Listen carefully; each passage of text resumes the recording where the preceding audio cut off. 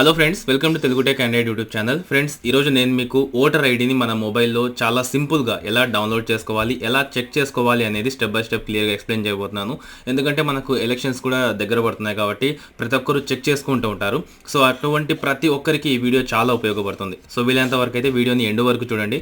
నచ్చితే లైక్ చేసి కంపల్సరీ వీడియోని ఫేస్బుక్, వాట్సాప్ గ్రూప్లలో షేర్ చేస్తూ ఉండండి. ఇక అంతకంటే ముందు మీరు కనుక మీ మొబైల్ని యూస్ చేసి మనీ గెలుచుకోవాలి అనుకుంటే 1000 రూపీస్ నుంచి 21,000 రూపీస్ వరకు సో ఈ అప్లికేషన్ని మీరు ఖచ్చితంగా ట్రై చేయండి. సో ఈ అప్లికేషన్కి సంబంధించి ఇంతకు ముందే మన ఛానల్లో నేను వీడియో అప్లోడ్ చేశాను. ఆ వీడియోకి సంబంధించిన లింక్ మీకు వీడియో కింద డిస్క్రిప్షన్లో లభిస్తుంది. అయితే ఇప్పుడు నేను చెప్పబోయే ఈ అప్లికేషన్ ఏదైతే ఉందో అది మనకు ఎలక్షన్ కమిషన్ వాళ్ళే ప్లే స్టోర్లో అప్లోడ్ చేయడం అయితే జరిగింది. సో దానికి సంబంధించి అంటే ఆ అప్లికేషన్కి సంబంధించి డౌన్లోడ్ లింక్ వచ్చేసి మీకు వీడియో కింద డిస్క్రిప్షన్లో లభిస్తుంది. అక్కడ క్లిక్ చేసేసి ఆ అప్లికేషన్ని డౌన్లోడ్ చేసుకోండి.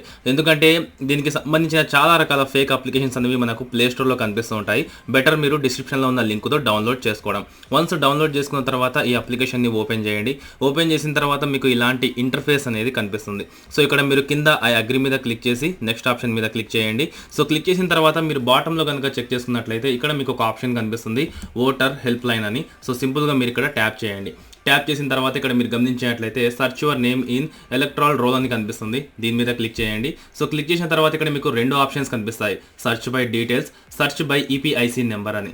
ఒకవేళ మీ దగ్గర ఈపీఐసి నెంబర్ లేకపోతే మీరు మీ డీటెయిల్స్ అనేవి ఎంటర్ చేసి డైరెక్ట్గా ఇక్కడ సర్చ్ ఆప్షన్ మీద క్లిక్ చేస్తే చాలు, మీకు సంబంధించిన ఓటర్ ఐడి అనేది మీ కళ్ళ ముందు కనిపిస్తుంది. సో ఫస్ట్ ఆఫ్ ఆల్ అయితే సర్చ్ బై డీటెయిల్స్ అనే దాంట్లో నా పూర్తి డీటెయిల్స్ అనేవి ఎంటర్ చేసి మీకు క్లియర్గా చూపిస్తాను. అయితే ఇందుకోసం మనం చేయాల్సింది ఏంటి అంటే ముందుగా ఇక్కడ మన నేమ్ అనేది ఎంటర్ చేయాలి, విత్ ఇన్సెల్స్ సహా మనం ఎంటర్ చేయాల్సి ఉంటుంది. సో నేను నా నేమ్ ఎంటర్ చేస్తున్నాను. తర్వాత ఫాదర్ నేమ్ ఎంటర్ చేయాలి. సో సేమ్ మీరు కూడా ఇలానే ఎంటర్ చేయాల్సి ఉంటుంది.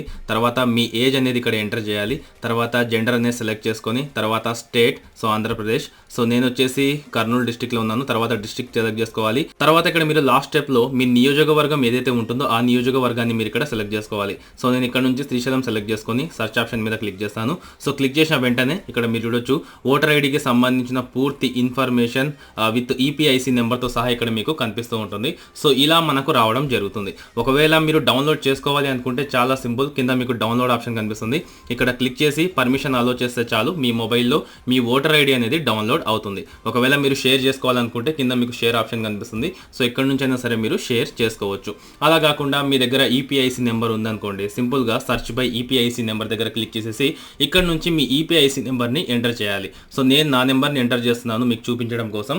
సో ఇలా మనం ఎంటర్ చేసిన తర్వాత సింపుల్గా సర్చ్ ఆప్షన్ మీద క్లిక్ చేస్తే చాలు, సో ఇలా మన ఓటర్ ఐడి అనేది కనిపిస్తుంది. సో దీని తర్వాత డౌన్లోడ్ చేసుకొని సో చాలా సింపుల్గా మనం దీన్ని డీటెయిల్స్ అన్ని చెక్ చేసుకోవచ్చు అనమాట. సో ఈ విధంగా అయితే మీరు ఎలక్షన్స్ కంటే ముందే మీ మొబైల్లో మీ ఓటర్ ఐడిని చెక్ చేసుకోవడానికి నేను తీసుకొచ్చిన ఈ ఇన్ఫర్మేషన్ అంటే ఈ ట్రిక్ మీకు చాలా యూజ్ అయిందని అనుకుంటున్నాను. ఒకవేళ మీకు కనుక ఈ వీడియో నచ్చితే కంపల్సరీ లైక్ చేసి ఈ వీడియోని షేర్ చేయండి. అలాగే ఇంతవరకు మీరు మన ఛానల్ని సబ్స్క్రైబ్ చేసుకోలేకపోతే కింద కనిపిస్తున్న ఎర్రటి సబ్స్క్రైబ్ బటన్ని క్లిక్ చేసి పక్కనే ఉన్న బెల్ ఐకాన్ని యాక్టివేట్ చేసుకోండి.